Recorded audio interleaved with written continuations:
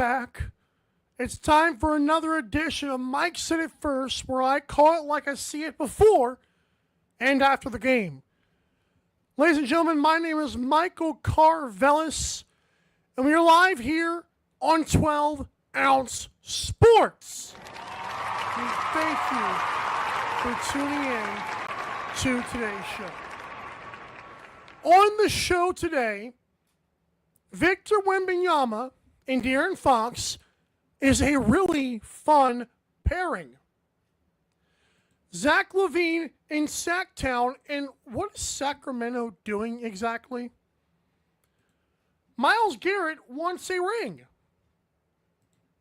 Cooper Kupp is not wanted by anybody.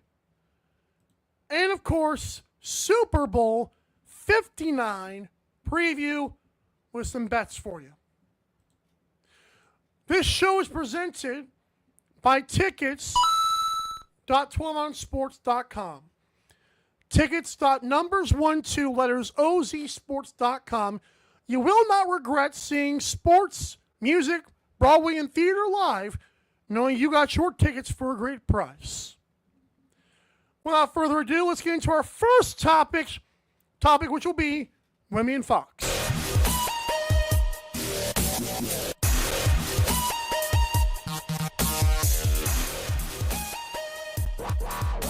All right, so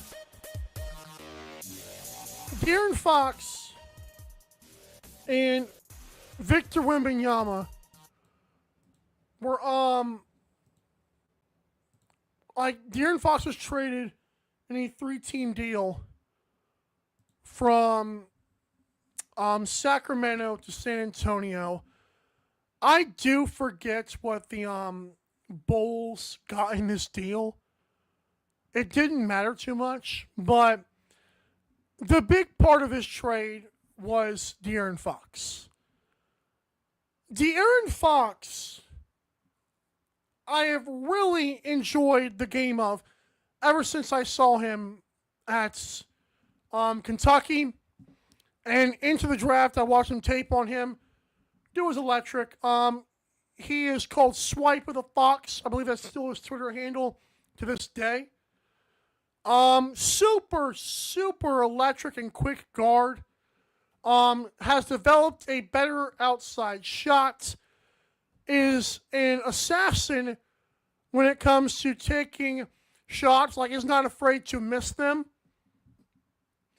Victor Wembanyama, by the way, is a player who is, of course, a freak. I know the players, people like to use the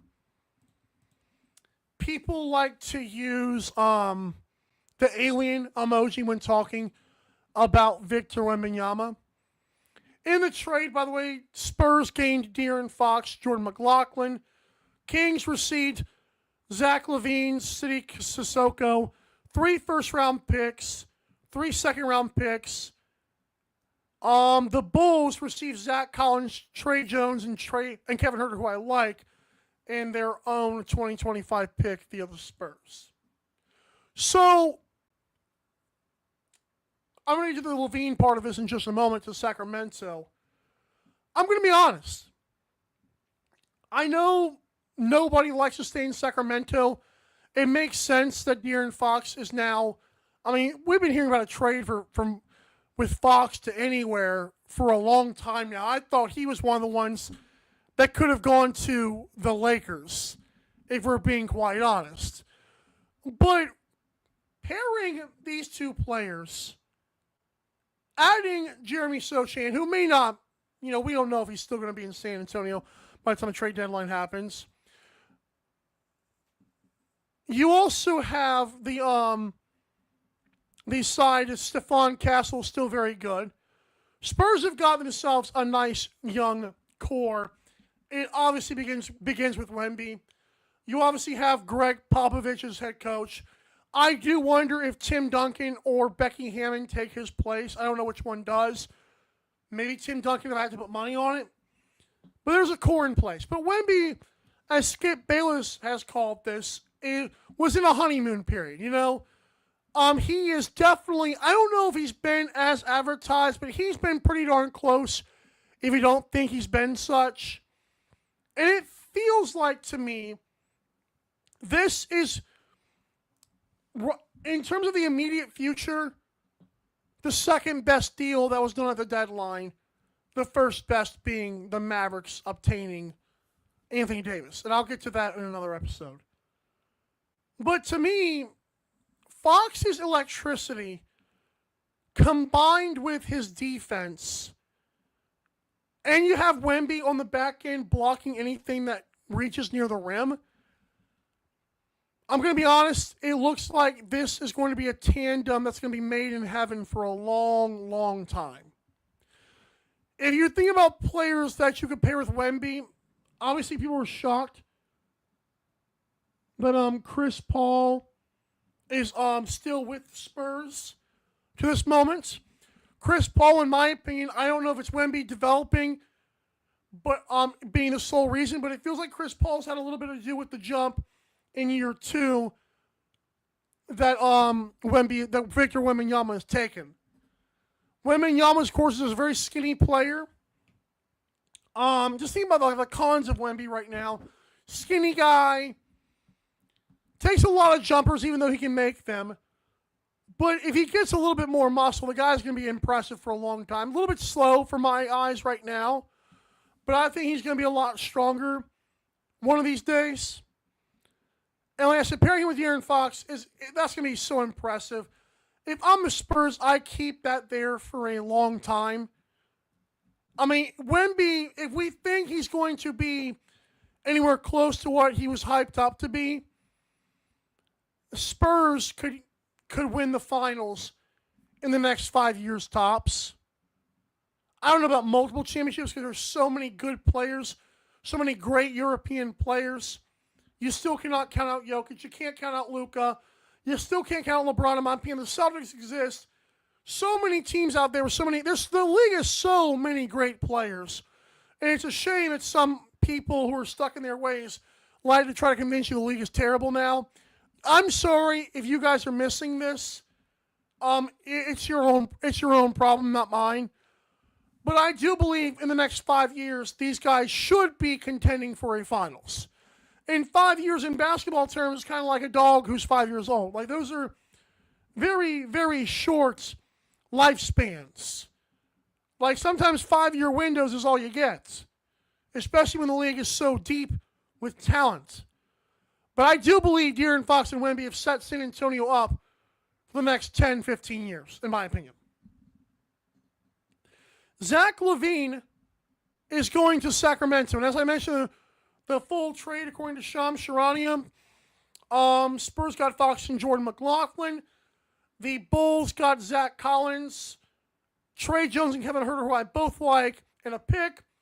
And the Kings stacked up on young athletic City Sissoko, 3 first-round picks and 3 second-round picks, and Zach LaVine.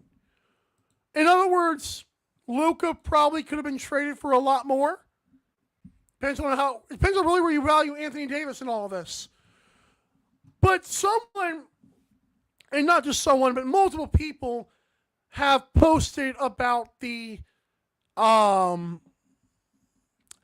potential lineup for the Kings in Sacramento. And you're going to see who's the point? You're going to see Malik Monk. You're going to see Zach LaVine. DeMar DeRozan, of course, LaVine and DeRozan are 2 guys reunited. Going to see Keegan Murray. Going to see Domantas Sabonis. If I'm Sacramento, I don't know how unhappy De'Aaron Fox was. I would have personally gotten rid of Domantas Sabonis. I have said multiple times he is a shorter center. He is not a very strong center. He has a very unreliable jump shot, not a great defender, and yet that's who they like. So be it. I think Kings are a perennial missing the playoffs type of team. They can never keep a coach. They trade the wrong players. I think Sacramento is an absolute shambles. It is a shame we have Sacramento as a basketball city and not Seattle. Or not even, for crying out loud, Savannah, Georgia. I mean, it is that bad to me. I know fans might be loyal in Sacramento. That light the beam stuff is about the dumbest thing. I don't know if any sports fan that actually says, man, that's super cool when I see the TV people talking about that. I don't think anyone cares. I really don't. I mean, it's great for Sacramento, but I don't know who's got dirt on the league. Keeping a team in Sacramento is very weird to me, considering they have mismanaged their entire franchise for decades and decades and decades. Again, reuniting Zach LaVine and DeMar DeRozan is really nothing. Really should not be viewed as anything. I've always liked Malik Monk. Starting point guard, not sure. Keegan Murray, cool. Good shooter, which can help DeMar DeRozan, who's a better playmaker now. But I see a lot of ball-dominant players. I see a lot of guys who are like third at best, like maybe top 5 at best in their respective positions. I don't know what the Kings are doing. And maybe you're hoping these 3 first-round picks, which belong to the Bulls next season, so I guess Bulls are going to suck now, belongs to the Nuggets in 2028, and now they have their own 2028 first-rounder back. I don't mind the Nuggets pick, and I think Kings are going to suck in 2028. So maybe you get 2 lottery picks that year. Maybe the Nuggets pick is not quite necessarily a lottery pick, but it could come close. I don't know, man. I would just like to know, why does Sacramento get away with something like this? I mean, people roasted the Dallas Mavericks for getting Anthony Davis in a first-round pick with a team that's already contending with a good coach. But yet you will have people try to convince you that is terrible, and yet this right here no one's going to discuss. That shows you how much people care about Sacramento. And again, it's not a knock on the city. It's just a knock on the team. You're never relevant. And this was another loser move. Getting rid of De'Aaron Fox and not being able to convince him to stay. Always firing a decent coach. What does this team have that's redeemable? The uniforms suck. Light the beam is corny, etc. And you're expecting me that Zach LaVine is the big piece? LOL? And I'm not trying to sound like a hater, but Sacramento has 0 redeemable qualities in the NBA. And yet other teams get roasted for doing far less. I don't know, man. I don't know. What I do know is that when we come back to this amazing show, I'm going to talk about the NFL. And Myles Garrett is ring chasing, and Cooper Kupp didn't want to chase anything, but is going to have to do so anyways. You're watching Mike Said It First. Stay with me. You need tickets to that next event? We've got them. That's right, tickets.12ozsports.com. Get you to any sporting event, concert, theater event that you can think of. And the promo code 12OZ or ROME gets you an additional discount. Don't feed the massive ticket corporate machine. Go to tickets.12ozsports.com and enjoy the show. America, get back on track with Dust Pod's Performance Stabilizer. When applied to roadways, it kills dust and strengthens the integrity of the road. Easily applied by mixing with water. Dust Pods is the future in polymer stabilization. Call 1-833-DUST-PODS or visit dustpods.com today.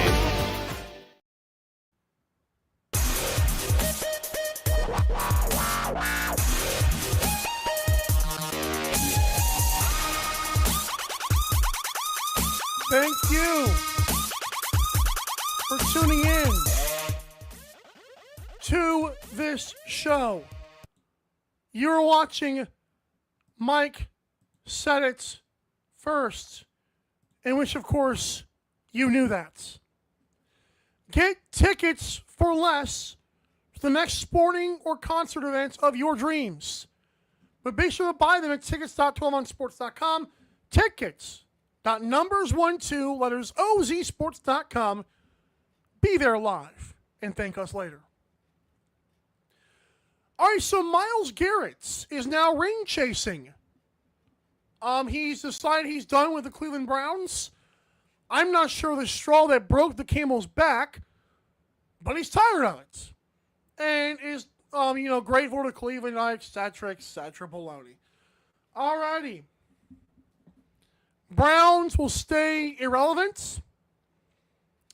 And Myles Garrett might be closer to retirement than we think.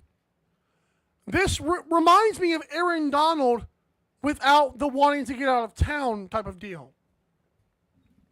And there is a very good tweet by Greg, a.k.a. the Sports Stance, who's a part of 12 on Sports. You'll see his betting, stuff sometimes on the YouTube Shorts. So he said everyone could use Myles Garrett, but if he gets a say in where he goes, there's only a handful of teams. Chiefs, Bills, Eagles, Ravens, Lions, Commanders. That's it. He wants a team with a shot at title in the next few years. That's the list. Convince me otherwise. Well, let me tell you. As I said, coughs in the blood of Andrew Luck. I'm a Colts fan. I don't think we're done. But if I'm going to be honest, the team that glaringly steps out to me, the Buffalo Bills, and it's not close. The Buffalo Bills tried this little Von Miller experiment. Hasn't really worked out. He's had a couple of flashes here and there, but I do not remember seeing him much in the Chiefs game, if at all. I mean, I had to look at, he's playing. He's not doing much. And I do believe that good offensive line play and offensive line team play, I do believe that eventually trumps the best defensive players. But Myles Garrett, here's the thing, dude. It's either the Bills or nothing. I don't know if the Philadelphia Eagles, I don't know what they gained from having, everyone gained something from having Myles Garrett. But I'm talking like a team like he could really push over the top. But also the teams that maybe he could, possibly, that would want to buy into him. He's been loyal to Cleveland, but saying an NFL player is loyal is really not much. This is it's funny because it feels like the NFL saw that the NBA was getting a bunch of traction and said, nah, Pro Bowl sucks, but we're still here, that's what it felt like, in my opinion. NFL's okay, Myles Garrett requested trade, check. Cooper Kupp, gonna get traded anyways, check. You know what I'm saying? So it does suck that Myles Garrett is ring chasing because obviously now it feels like he's past his prime. He's been in the league for a while now, actually. And it's still a dominant force. I do think if he went to Buffalo, it would be nice. Now, granted, Micah Hyde has just retired from the Buffalo Bills and from the NFL in general. I don't think that hurts them a ton, but it's still a good player. I think the Eagles, if I'm Myles Garrett, is a team I consider because the Philadelphia Eagles are a team that's well run in terms of football operations with Howie Roseman. For a team that has all this outside distractive noises, it feels like the Eagles are ran pretty well. If I'm a team that wants him the most, I'm the Bills. If I'm Myles Garrett, I prefer the Eagles the most. But, it's a matter of who's going to give and who's going to take there. That you get it. So Myles Garrett wants a ring. Speaking of not being wanted at all, Cooper Kupp, and I know Cooper Kupp has kind of been hurt the last couple of years. It's been a long time since the Rams beat the Bengals and Matt Stafford and Cooper Kupp diced up their defense on the final drive. It's been a while. But Cooper Kupp was about as blindsided as Luka Doncic was, It's just he hasn't been traded yet. So I don't know, again, what this weekend these GMs and stuff were drinking. I don't know if they all went to the same weird party. But you got Luka going to Dallas, going to LA and not wondering what's going on. And you've got Cooper Kupp going, he's going to get traded. He's like, well, I thought I was here for life too. So someone in LA had a big party. I'm not saying it's Diddy, but darn it, here we are. I'm not even sure, what does Cooper Kupp bring in terms of value back to the Rams is my point. Maybe they feel like if we don't trade him now, we can't trade him ever. I mean, it feels like you would have done that after the first injury a few years ago. Like after that first injury when he won the Super Bowl and the next year got hurt, it feels like once you saw what Puka Nacua could do, don't try and run it back. Like, I know there were guys like Nick Wright on TV. There were other podcasters out there who felt like the Rams could contend. Nah, I didn't think they could. Cooper Kupp was a has-been at the beginning of this season. Puka Nacua is up next. Rams are going to have to find a quarterback eventually. Maybe Stetson Bennett at 40 years old starts for them. I don't know.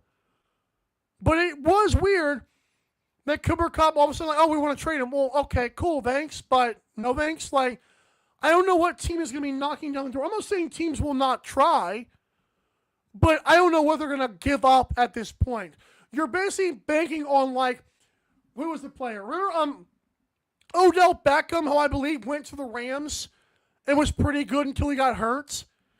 He's not Odell Beckham right now in terms of as a has-been, but Cooper Kupp is very, very, very close to being washed up, and it's because of injuries. And it is interesting to see what they can get back.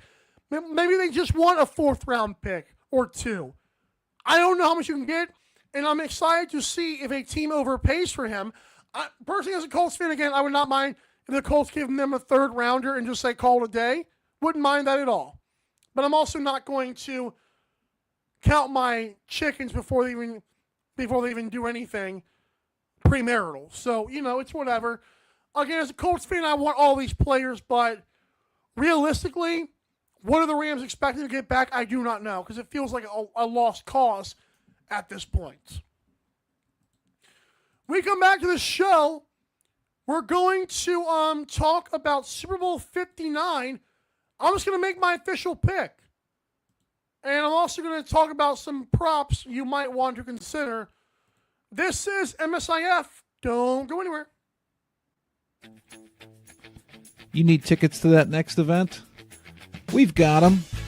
That's right, tickets.12ozsports.com. Get you to any sporting event, concert, theater event that you can think of.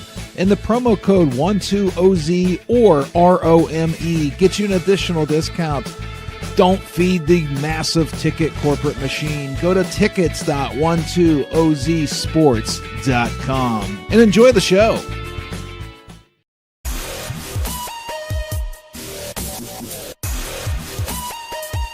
Oh, we're back. Thank you for tuning in. Max to the first. Hope you guys are having a fun time. So again, tickets.12ozsports.com. Get your tickets for less to any events you want to go to. I'm your host, Michael Carvelis. That's Michael Karvelis here on 12 on Sports. This Sunday, it all goes down. Super Bowl 59. Wow. It's been that many? Like years ago, I was watching my first one I actually cared about. Super Bowl 41 between the Colts and the Bears. I picked the Colts, and immediately the Bears ran down the field with Devin Hester. Thankfully, Rex Grossman and his center forgot how to snap the football in football conditions. So as we get to the Chiefs and the Eagles here, I would like to mention the media has been really, really stupid at the media day for the NFL and the Super Bowl. Travis Kelce, kind of tongue-in-cheek, said, why do you guys, like talking to the media, why do you guys buy into this stuff? And then you've got, like, Patrick Mahomes was asked by some weirdo reporter who got a media pass, some YouTuber, who said, hey, which one of the refs is your favorite, and which one do you pay off? He's like, they're all great, they all have a tough job. Well, which one do you give a Christmas card? Like, dude, shut up. At what point does the joke or conspiracy theory become lame and stupid? Maybe I'm early to this party, but from what I could tell, a few years ago, as far as I knew, the NFL was not rigged at all. It was a fair game. Tom Brady was the GOAT, etc., etc. Then the Chiefs started winning. The NFL is rigged. Overnight, the Dallas Mavericks made a stupid trade to the Lakers, trading Luka for another superstar, Anthony Davis, and a first-round pick. And people say, well, the NBA wanted the Lakers to be good again. And now that's rigged. Guys, when does it stop, honestly? Like, does that ever get boring to y'all?